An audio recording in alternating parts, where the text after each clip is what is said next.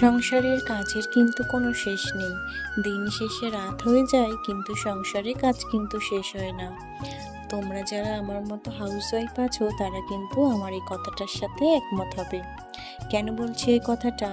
কারণ কি বলো তো, আমি সেই সকাল 6:30 রান্নাঘরে গেছি আর এখন ঘড়িতে বাজে ওই 9টা।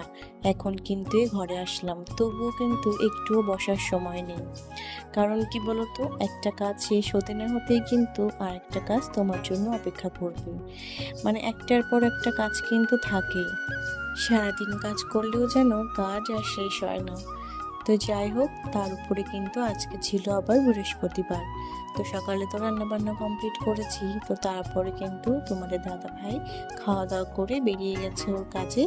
আর আমি কিন্তু ছেলেকে স্নান করিয়ে খাইয়ে রেডি করে পাঠিয়েছি স্কুলে। তারপরে এসে কিন্তু আমি ঘরের আর যে সমস্ত কাজ পড়ে আছে, তো সেগুলো কিন্তু এখন টুকটুক করে একটু গুছিয়ে নেব। আর আজকে কিন্তু পুজো দেওয়ারও একটা ব্যাপার আছে। অন্যদিন কিন্তু নর্মালভাবে পুজো দিলে হয়ে যায়।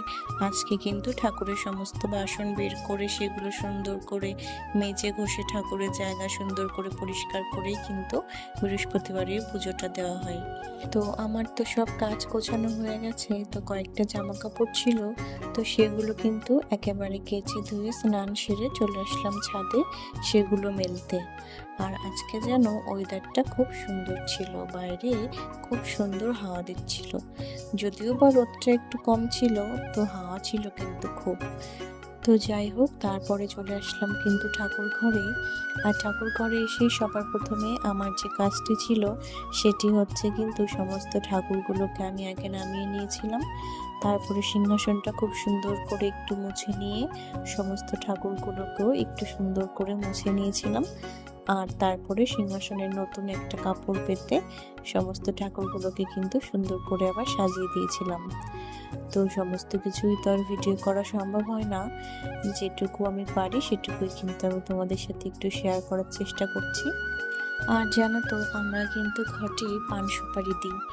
আমার বাবার বাড়িতে যেমন নিয়ম ঘটে কলা দিয়ে ঘট বসাতে হয়, আর আমার শ্বশুর বাড়িতে কিন্তু পান সুপারি আর ঘটের নিচে কিন্তু দূর্বা ধান দূর্বা দিয়ে কিন্তু আমরা ঘরটা বসাই।